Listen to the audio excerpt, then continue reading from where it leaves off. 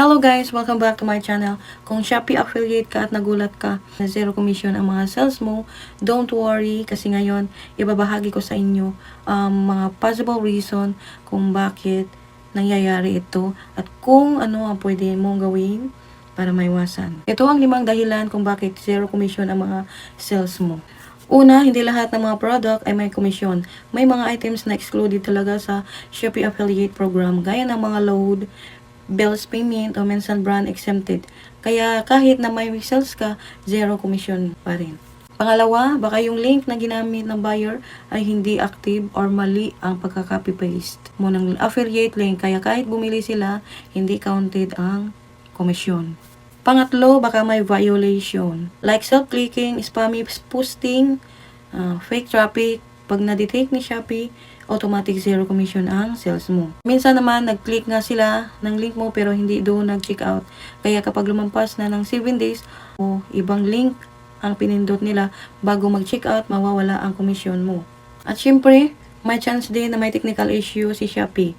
May delay sa pag-update ng dashboard kaya minsan late papasok ang komisyon. Kaya kung zero commission ang sales mo, check mo muna kung commissionable yung product, siguraduhin tama ang link na ginagamit mo at iwasan ang mga bawal na practices. So para maiintindihan nyo, huwag nyo munang i-skip ang video na to dahil meron akong example na ibibigay sa inyo para mas maiintindihan at malinawan kayo kung bakit zero commission ang sales mo.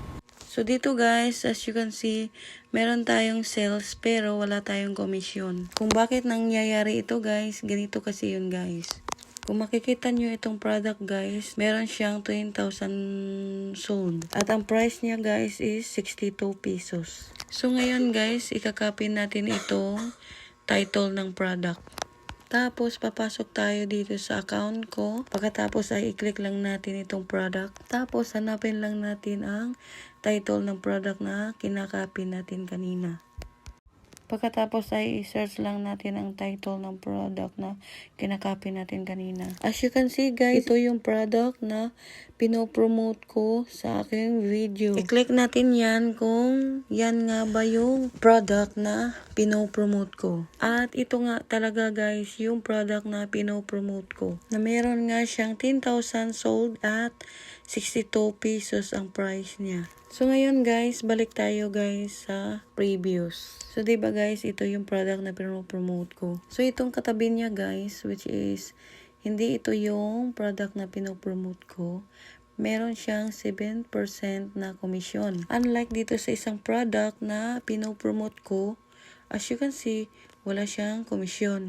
Pero dati, nung pinopromote ko pa siya sa video ko, meron siyang komisyon. Ngayon, kung makikita nyo, wala ng komisyon, ibig sabihin, tinanggalin na ni seller yung komisyon sa product na yan. Kaya kapag nag-viral yung video na pinopromote mo gamit ang link ng product na yan, ay wala ka nang matatanggap kasi wala ng komisyon na nilagay si seller.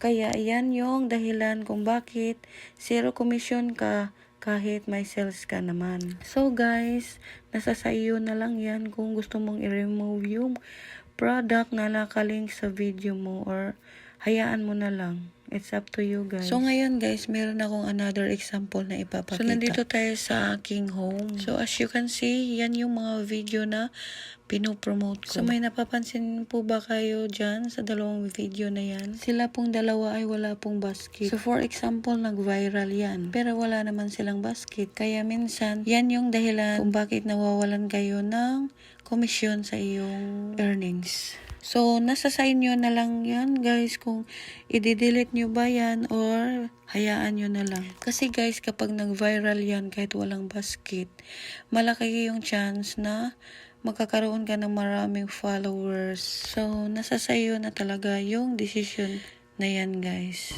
So kung gusto niyo pa ng tips kung paano mag-successful sa Shopee affiliate, don't forget to hit like and button, subscribe at i-click ang notification bell para updated ka sa mga susunod kong videos. Salamat sa panonood!